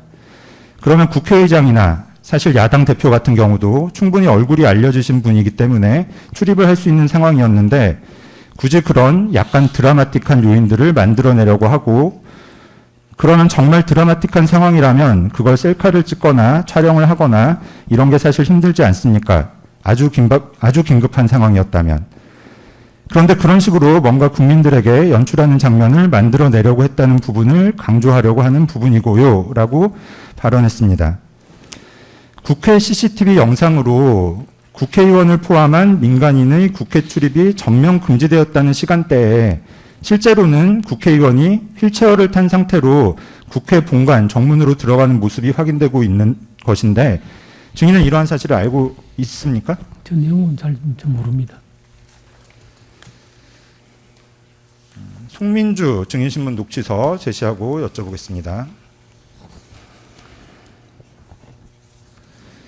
증인에 대한 사건에 증인으로 출석한 송민주 국회경비대 경무계장도 23시 37분경에 서울경찰청 무전이 있었지만 현장에서는 24시까지 국회 출입증이 있으면 출입을 할 수 있었다라는 취지로 증언했는데 증인은 뭐 이러한 증언 내용이나 아니면 이러한 사실관계에 대해서 알고 계십니까?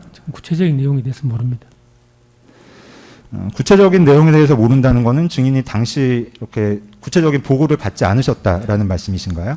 그 이제 서울청 무전을 제가 그 당시에 듣고 있지 않았습니다. 경찰청장 집무실에는 그 서울청 그 경비 주의망이 없기 때문에 제가 그거를 정치를 하지 않아서 저는 관련된 지시만 하면 이행될 거로 이제 믿고 지시를 했던 거고 그 구체적으로 어떻게 현장에서 적용되는지는 잘 모르고 있다 이런 취지입니다. 다음 질문, 그 정기하에 대한 증인신문 녹취서 제시하고 여쭤보겠습니다.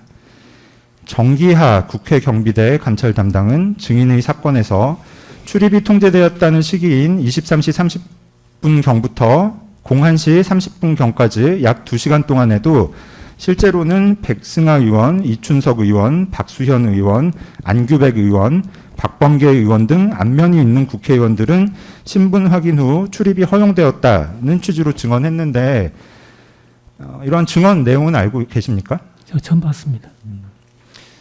이때도 증인이 뭐 출석하지 않은 상황에서 재판이 진행되었나 보죠? 예, 그런 것 같습니다. 중재 23호증 재생하고 여쭤보겠습니다.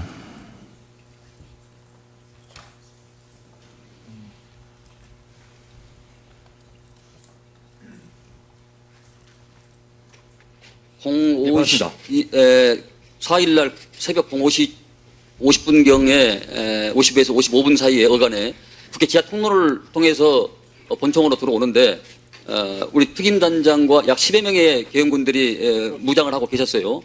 그런데 왜 그 당시에 본 의원을 제지나 또 체포하지 안 했습니까? 네.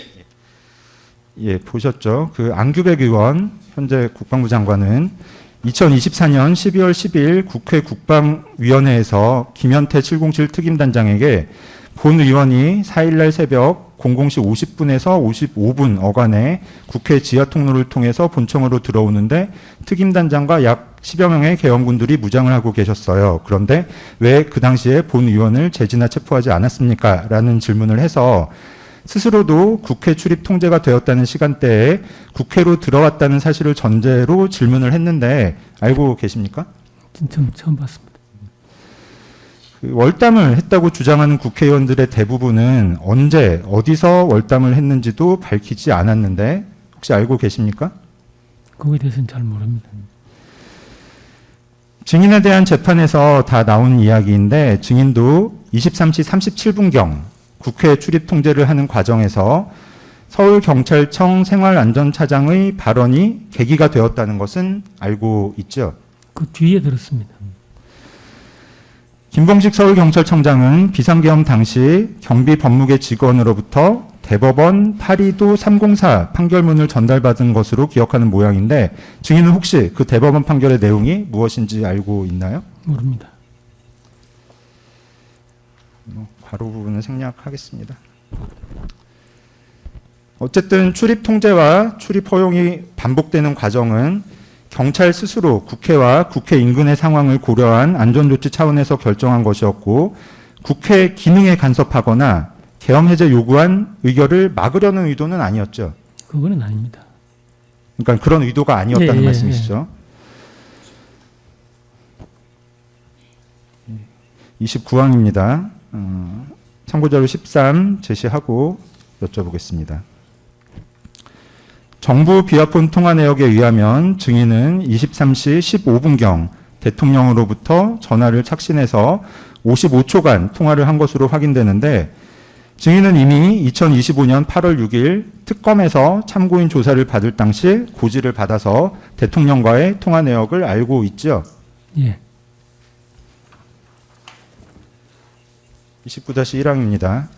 증인에 대한 2025년 8월 6일자 특검 조사는 형식적으로는 이상민 행정안전부 장관의 내란 중요임무 종사 등 피의 사건에 대한 것이지만 해당 특검 진술조서 총 48페이지 중 약 12페이지만 목차상 피의자 이상민과 전화통화 관련으로 되어 있고 나머지는 대통령과 삼청동 안가에서 만난 것, 대통령으로부터 받은 통화의 내용에 관한 것 등에 관련된 내용이며 목차상 이상민 행안부 장관과 관련된 것으로 되어 있는 부분도 상당 분량이 대통령과의 통화와 관련된 것으로 확인되는데 해당 특검 조사에서 이상민 행안부 장관과 직접 관련된 조사 내용은 별로 없었죠.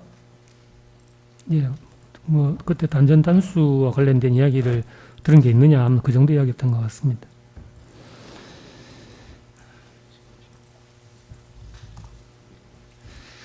증인이 조사를 받은 시기와 비슷한 시기에 특검에서 조사를 받은 사람들의 진술을 고려하면 증인이 해당 특검 조사 과정에서 진술이나 증언을 잘 해주면 증인에 대한 구형을 낮춰주겠다는 등의 제안을 받았을 수도 있을 것으로 보이는데 어떻습니까? 전혀 사실이 아닙니다. 30항입니다. 증인 사경 2회 피의자 신문조서 제시하고 여쭤보겠습니다.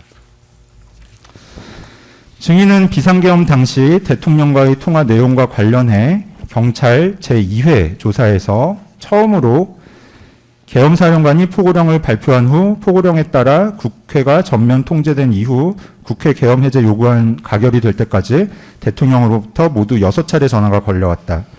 6차례의 통화 내용은 모두 강한 어조로 일방적인 지시를 하는 것이었다. 지시 내용은 6차례의 전화통화 모두 조청장 국회 들어가려는 국회의원들 다 체포해 잡아들여 불법이야. 국회의원들 다 포고령 위반이야 체포해라는 말을 반복하는 것이었다라는 취지로 진술을 했죠. 예. 경찰 제2회 조사에서 처음으로 진술하신 것도 맞죠. 언제 말씀드린지 모르겠지만 하여튼 그런 취지로 말씀드렸습니다. 증인이 경찰 제1회 조사를 받을 때와 제2회 조사를 받을 때 선임한 변호인을 그 법무법인을 기준으로 하면 동일했습니까? 첫 번째는 지금 변호인이 아니었습니다. 달랐다는 말씀이시죠? 예. 증인도 잘 알고 있듯이 체포를 하려면 영장도 필요하고 혐의도 필요하죠. 예. 포고령에 국회에 들어가는 것을 금지하는 조항이 있나요? 제가 정확히 기억 못 하는데 국회 출입 자체가 이렇게 표현되지는 않고 국회 활동을 금한다 뭐 이런 쪽으로 있었던 거 기억합니다. 뭐 국회에 들어가는 것을 금지하는 조항은 없었던 것으로 증인도 알고 있다는 말씀이시죠? 하여튼 제가 국회 활동을 금한다 이런 식으로 봤던 걸로 기억합니다. 30-1항 조금 수정해서 여쭤보겠습니다. 증인이 대통령으로부터 처음 전화를 받은 때는 포고령 발표 이후가 아니었고 국회 출입이 허용되고 있던 때였죠. 통화 기록을 보면 이제 그렇습니다.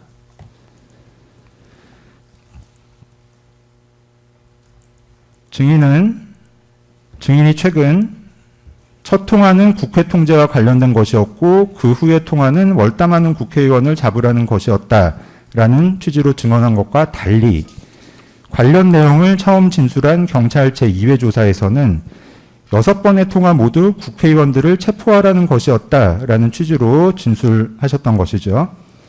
예. 혹시 뭐 워낙 상황과 맞지 않는 진술이다 보니 증언을 준비하면서 바꾸게 된 것으로 보이는데 어떻습니까? 그런 건 아니고요.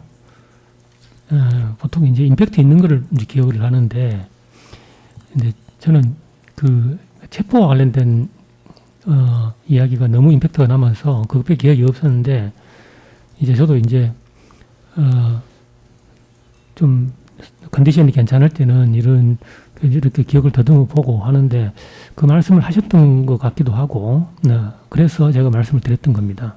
이게 어떤 우리 기억이라는 게 어떤 힌트가 주어지면 이제 기억이 떠오르는 케이스가 있는데 그런 케이스로 이해를 해주시면 감사하겠습니다. 증인이 지금 말씀하시는 힌트는 무엇이었나요? 그러니까 이제 그 힌트는 대통령님께서 박한수 사령관에게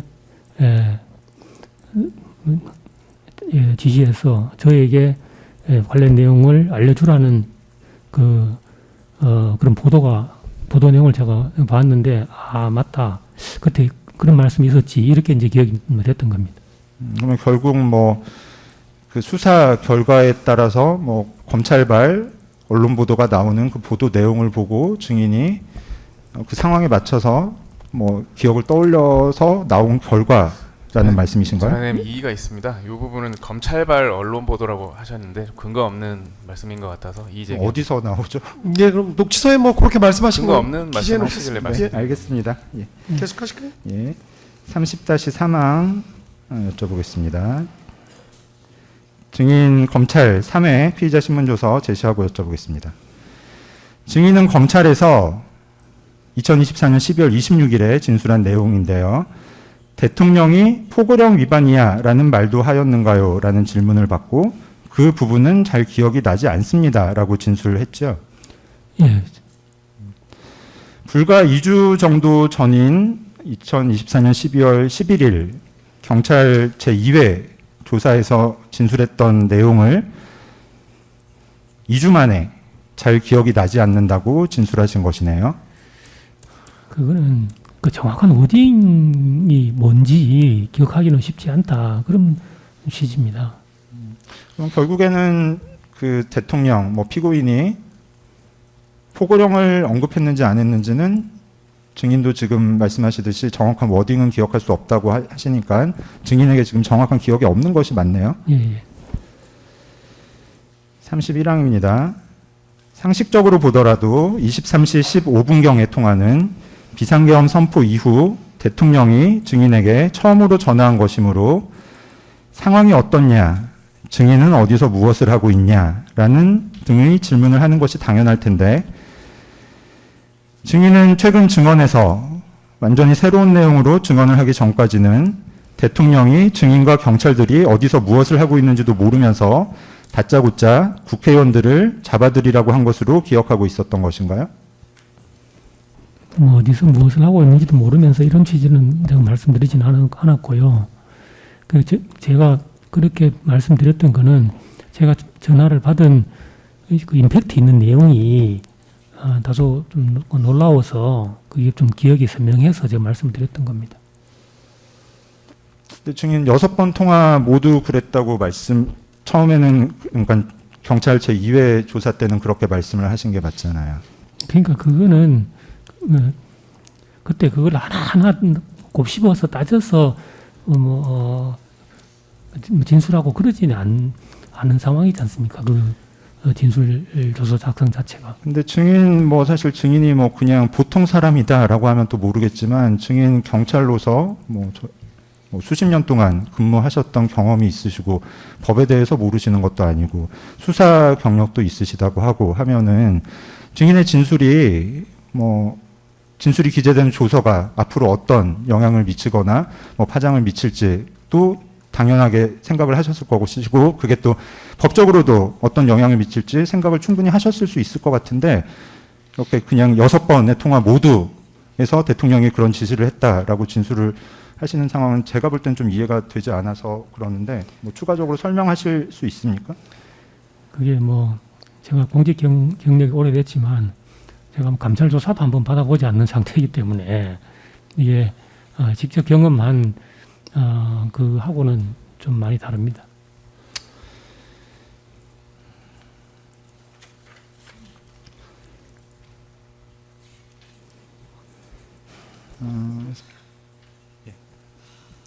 윤갑근 변호사입니다. 6번 통화를 했는데 지금 증인의 증언의 취지는 기억나는 것만 이제 증언을 했다는 취지이긴 한데 처음에 그 대통령께서 전화하셨을 때 상황을 물어보거나 증인의 위치를 물어보고 한 사실이 있습니까?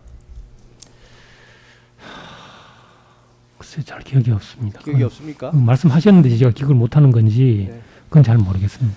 근데 증인이 지금 이제 수사도 하셨고 지금 경찰청장 경찰 최총수인데 6번 통화에 무슨 통화를 했느냐고 묻는 질문에 대해서 증인의 말대로 하더라도 6번 동안 구체적으로 무슨 통화를 했는지는 잘 기억은 나지 않지만 지금 기억나는 것 정도는 이 정도다 이렇게 답변을 하는 것이 적어도 증인의 수준에 맞는 답변일 것 같은데 6번 다 그런 통화였다고 이렇게 했다는 것은 증인이 그 당시에 정상적인 상황이 아니었거나 당황했거나 또는 거짓말했거나 이렇게밖에 해석이 되질 않습니다. 그러면 이때 그러면 증인은 당황해서 그런 겁니까? 아니면 뭔가 숨기려고 한 겁니까? 아니면 기억이 나지 않는데 그냥 아무렇게나 진술을 한 겁니까? 숨기려면 저 진술을 제가 하나 안 했겠지요. 예. 그렇지만 진술했다는 거는 숨길 의사가 없었다는 것이고 그리고 그때 이야기를 했던 거는 그 당시 기준으로 그게 생각나는 전부였던 겁니다. 근데 저도 요즘 기억이 돼서 참 생각하는데 어떤 힌트를 주면 맞다 그거 있지 이런 내용이 있는데 저 때는 그런 힌트 자체가 없이 그렇게 물었고 제가 가장 임팩트 있던 이야기를 그것밖에 기억 안 났기 때문에 아마 저렇게 진술했을 가능성이 많은 걸로 지금 생각이 됩니다. 이게 증인이 이때 이제 조사받을 때는 그 통화한 시점으로부터 이렇게 얼마 지나지 않은 시점입니다.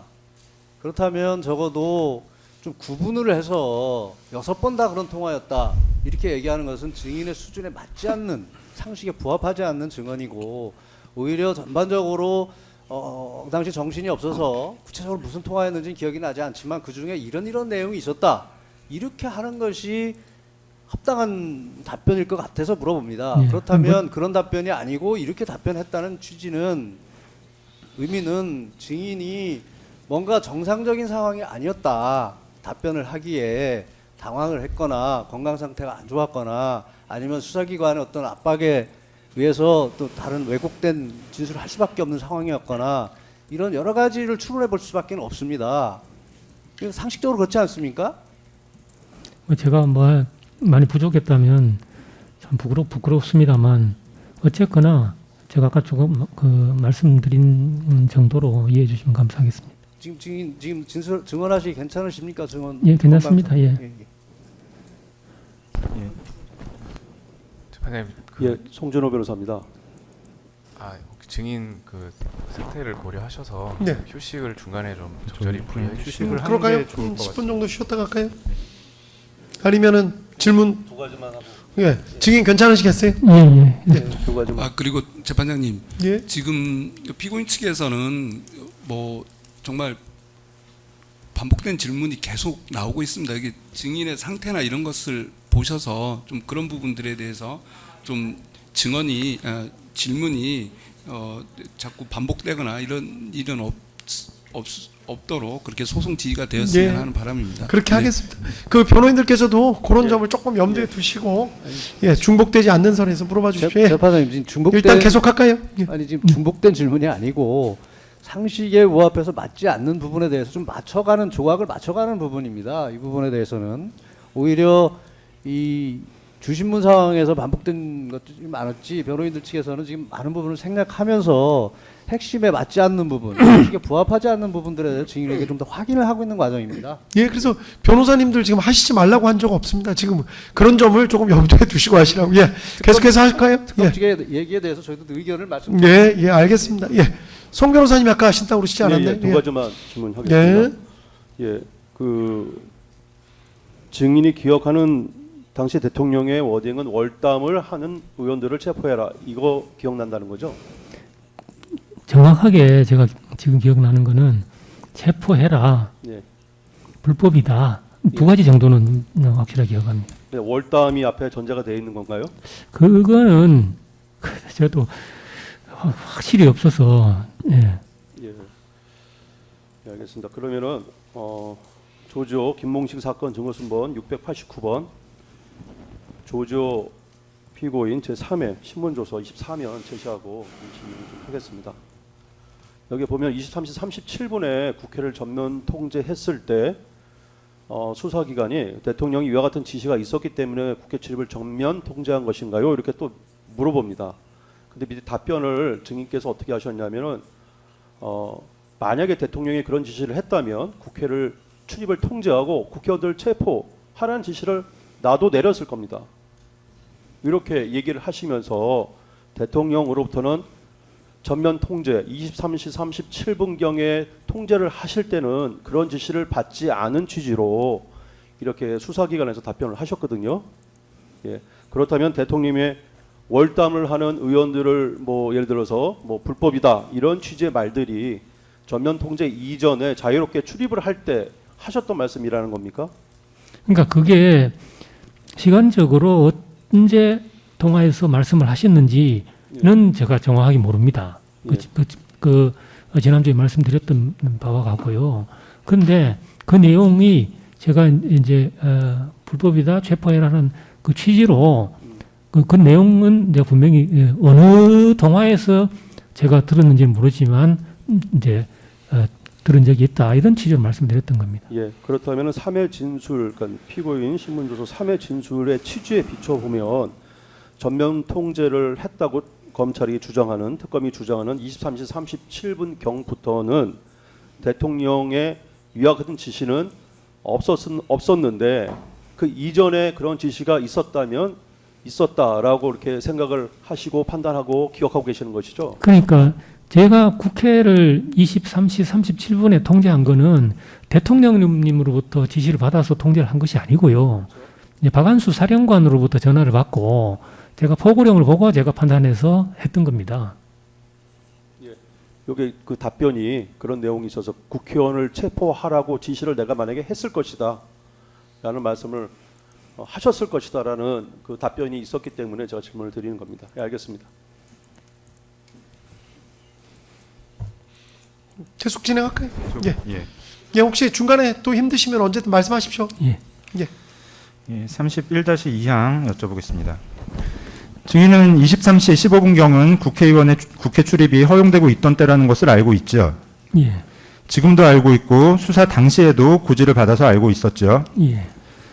지난 기일에 특검은 증인의 사건에서 정성재 국회 경비대 당직 제대장이 증언했다는 내용을 언급했는데 증인은 비상계엄 당시 23시 14분경에는 국회의원을 출입시키고 23시 24분경에는 출입증 소지자를 출입시켰다라는 내용의 보고를 받은 사실이 없죠? 없습니다. 없으시다는 거죠? 예, 없습니다. 예. 증인이 비상계엄 당시 인식한 것은 김봉식 서울경찰청장이 증인에게 보고하고 국회의원과 출입증이 있는 사람들의 국회 출입을 허용하는 조치를 했다라는 것이었고 증인이 그렇게 인식한 때는 23시경 전후였죠. 예. 31-3항입니다. 증인 헌법재판소에서 증언하신 내용 제시하고 여쭤보겠습니다.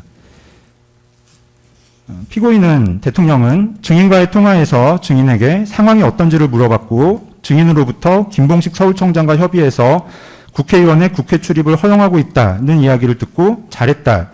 역시 김봉식 청장이 수사통이라 잘 알고 있네 라는 말을 한 기억이 있어서 헌법재판소에서 대리인을 통해 증인에게 통화 내용을 확인하는 질문을 했는데 기억하십니까? 예, 그때 제가 그런 질문을 받았던 것 같습니다. 피고인의 기억으로는 당시 통화에서 증인이 약간 불만 섞인 목소리로 군이 해야 할 일인데 군은 아직 오지 않고 사람들이 국회 내로 들어가려고 하고 있어 질서 유지 차원으로 일단 국회 게이트를 닫았다가 서울경찰청에서 검토를 해보니 국회의원과 국회 관계자는 들여보내는 게 법적으로 맞다고 해서 신분을 확인하고 들여보내고 있답니다 라고 이야기를 해서 피고인은 당연히 그렇게 해야지 잘했다. 역시 김봉식 청장이 수사통이라 잘 알고 있네 라고 이야기한 것으로 기억하는데 이 사건 공소장에 의하더라도 증인과 김봉식이 22시 59분경 국회의원의 국회 출입 허용 여부에 대해 논의하고 23시 07분경부터 국회의원 등의 출입을 허용하는 지시를 하달했다는 것이므로 23시 15분경 첫 통화에서는 대통령과 이러한 내용으로 통화를 했을 것으로 보는 것이 상식에 부합하는 것으로 보이는데 어떻습니까? 그래서 제 기억이 없어서 뭐라고 말씀드리기 어렵습니다. 헌법재판소 증인신문 당시에는 정확한 통화 시각을 확인할 수 있는 정부 비화폰 통화 내역이 없었는데 증인도 알고 있죠. 예. 그럼에도 불구하고 대통령은 통화 시점에 부합하는 통화 내용을 기억하고 있었던 것인데 어떻습니까? 글쎄요, 그건 잘 모르겠습니다. 31-4항입니다. 증인은 그 18시경 이후로는 일반인의 국회 출입은 원래 통제되고 의원회관과 가까운 경정문을 통해 국회의원과 상시 근무자가 출입한다는 사실을 알고 있습니까? 그 자세한 내용은 잘 모릅니다. 피고인은 증인으로부터 신분을 확인해서 국회 관계자들을 출입시키고 있다고 들은 것을 근거로 이진우 수방사령관에게 국회 정문에서 의원회관 쪽으로 가다 보면 문이 있는데 그쪽에서 경찰에게 이야기하면 들여보내 줄 것이다는 취지의 이야기를 한 것으로 기억하고 이진우 수방사령관도 이 법정에서 피고인과의 통화 이후 김봉식 서울경찰청장에게 전화를 한 내역이 있는 것을 보면 피고인의 기억이 맞을 가능성이 있다라는 취지로 증언했는데 혹시 뭐 이러한 증언 내용 알고 계십니까? 잘 모릅니다. 참고자료 13 정부 비화폰 통화 내역 제시하고 여쭤보겠습니다. 다시 정부 비화폰 통화 내역을 보면 대통령과 증인 사이의 첫 통화는 23시 15분경에 있었고 두 번째 통화는 23시 20분경, 세 번째 통화는 23시 28분경, 네 번째 통화는 23시 30분경, 다섯 번째 통화는 23시 34분경에 있죠. 예. 비슷한 무렵인 23시 33분경 대통령과 처음으로 통화한 이진우 수방사령관은 수사기관과 이 법정에서 피고인과의 첫 통화, 즉 23시 33분경 통화에서 피고인이 상황을 물어보았다고 진술했고 그 후로도 피고인이 국회의원을 끌어내라는 등의 지시는 하지 않았다고 증언했는데 알고 계십니까? 잘 모릅니다. 마찬가지로 비슷한 무렵인 23시 36분경 대통령과 처음으로 통화한 곽종근 특전사령관도 수사기관에서든 이 법정에서든 피고인과의 첫 통화, 즉 23시 36분경 통화에서 피고인이 국회의원을 체포하라는 등의 지시를 했다는 진술은 하지 않았고 단지 대통령이 특전사의 출동 상황을 물어보았다는 취지로 진술했는데 알고 있습니까? 잘 모릅니다. 하나 추가해서 여쭤보겠습니다. 증인과 비슷한 시기에 대통령과 통화한 사령관들은 공통적으로 국회의원을 막거나 잡으라는 얘기는 없었다고 증언했는데 증인만 그러한 취지로 지시를 받았다는 것입니까? 근데 그게 1번부터 5번까지 통화해서 말씀을 하신 건지 6번에서 말씀하시니까 이제 그 제가 기억이 분명하지 않다는 말씀을 드렸던 겁니다. 예. 1번부터 5번까지인지는 확실하지 않고 6번 통화였을 가능성, 그러니까 00시 48분경 통화였을 가능성이 있다라는 취지로 지금 증언을 하신 거죠. 그러니까 어느 건지는 분명하지 않지만 분명히 들은 건 분명하다. 그런 취지로 말씀드린 겁니다. 그러면 증인은 뭐 경찰에서는 6번의 통화 모두에서 비슷한 취지로 대통령이 계속 지시를 했다라고 진술을 하셨다가 지금은 그 중에 한 통화 정도에서 대통령이 그렇게 지시를 했다라고 증언을 하시는 겁니까? 그러니까 그게 진술을 바꾼 게 아니라 아까 제가 설명을 드렸지 않습니까? 예, 계속 여쭤보겠습니다. 대통령과 곽종근의 두 번째 통화는 00시 31분경이었는데 증인은 이상현 1 공수여단장이 00시 24분경 국회의원을 끌어내라는 곽종근의 독자적 지시를 받고 00시 30분경부터 이미 예하 지휘관에게 곽종근의 명령을 하달했다는 사실을 알고 있습니까? 모릅니다. 증인 사경 2회 피신조서 1040면 제시하고 여쭤보겠습니다. 증인은 2024년 12월 11일 경찰 제2회 조사에서 처음으로 피고인이 국회의원을 체포하라고 했다고 진술하면서 최근 언론 보도를 보면 특전사령관에게도 비화폰으로 전화를 걸어 의원들을 체포하라는 취지의 지시를 했다는 언론 보도 등을 보면 증인의 말이 거짓이 아니라고 생각한다라는 취지로 진술했지요. 네. 곽종근은 2024년 12월 10일 국회 국방위에서 대외적으로는 처음으로 대통령이 국회의원을 끌어내라고 했다는 허위 주장을 했는데 증인은 언제 어떠한 경로로 곽종근의 주장을 접하게 됐나요? 그거는 잘 모르겠습니다. 하여튼 언론 보도를 보고 그렇게 저한테 말씀하셨던 그 맥락이 저기도 있구나 이런 정도로 이해했던 겁니다. 증인에 대한 사경 1회 피신 그리고 검찰 1회 피신 일단 예, 사경 1회 피신 그 수사과정 확인서 부분 제시하고 여쭤보겠습니다. 증인에 대한 경찰 제1회 조사는 2024년 12월 10일에 시작했지만 날짜를 넘겨 2024년 12월 11일 00시 15분경 조서 열람을 종료했고 증인은 당일 새벽 01시 07분경 긴급 체포가 됐죠. 예. 그 증인 사경 2회 피신조서 수사과정 확인서 부분 제시하겠습니다. 그리고 증인은 긴급 체포 당일인 2024년 12월 11일 13시 20분경부터 경찰 제2회 조사를 받았죠. 예. 언론 보도를 볼 만한 시간이 도저히 없었을 것 같은데 검사로부터든 다른 경로를 통해 곽종근의 진술을 들은 것 아닙니까? 저 때는 검사님이 조사를 할 때는 아니고요. 경찰에서 조사받고 있었을 때인데 그거는 제가 뭐 언론 보도를 어떻게 접했는지는 모르겠지만 하여튼 제가 저 두 번째 조사받을 때는 남대문 경찰서 유치장에 있었는데 남대문 경찰서 유치장을 한번 가보시면 그 TV를 항상 이렇게 틀어놓습니다. TV를 보셨다는 말씀이십니까? 그러니까 TV를 봤는지는 모르겠는데요. 하여튼 그런 상황을 제가 말씀드리는 겁니다. 좀 정숙해 주세요. 예.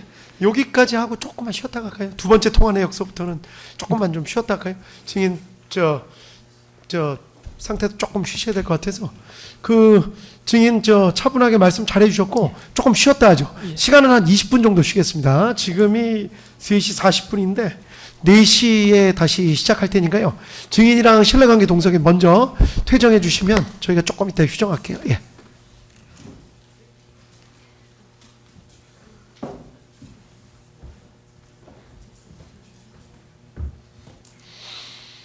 4시에 다시 시작하도록 하겠습니다.